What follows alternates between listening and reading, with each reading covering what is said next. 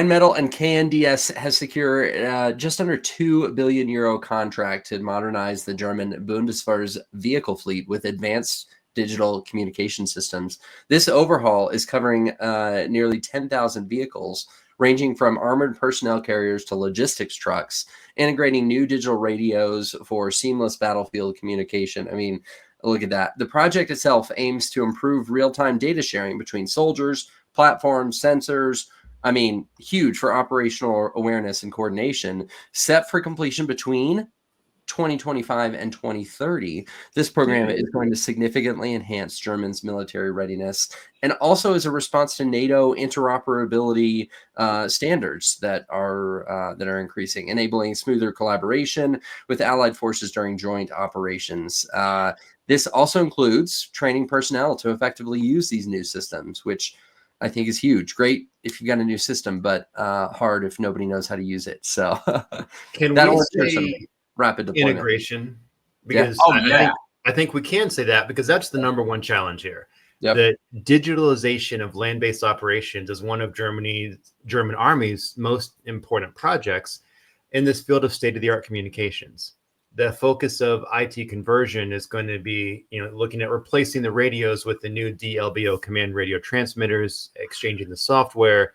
It's going to have communication devices, computers, software, IT services, and more.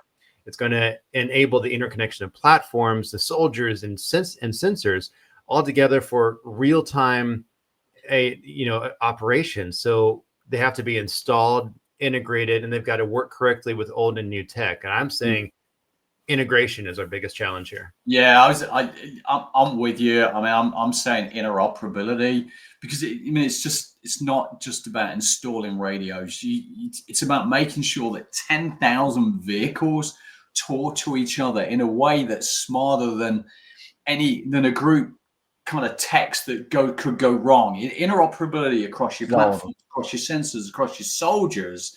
That's the real battlefield for me. Greg, I apologize that Andrew and I have agreed here as we start the new year. It's like we're operating together. I expected it. It's great. It isn't just a simple upgrade of a radio. I mean, there's a lot to look at here. So, yeah.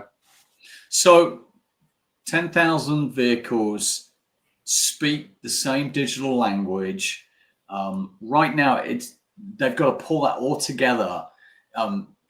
Across all of these, what's the solution to this one? I think we're going to look here at modernizing the project by aligning the critical thread with establishing seamless interoperability between the vehicle types, the systems, all those different things that this is going to be installed on. Looking at integrating real-time data across soldiers, platforms, sensors, and looking at the standards, like the NATO standards for compliance for joint operations, so that this all happens correctly within these standards without any hiccups.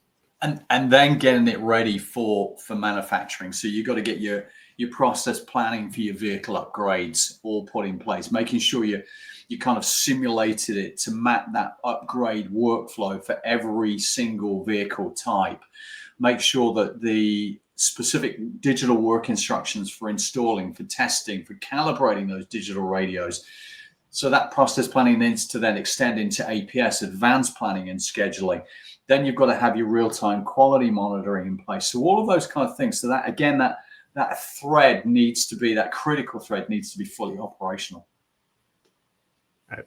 And well, on top of that, you've got to look at the real-time quality monitoring for using maybe Internet of Things enable quality checkpoints during installation to ensure that everything is configured correctly, implement the automated issue logging so that integration hiccups are flagged and are able to resolve before the vehicles leave the upgrade facility. Yeah, so you got your IoT, agreed, pulling that data, but then your MES sits on top of it to make sense of it.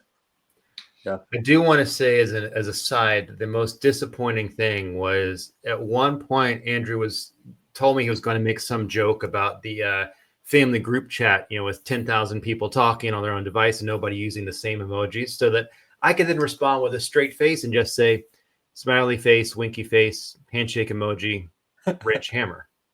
That's good job I didn't say that then, isn't it? See you next week.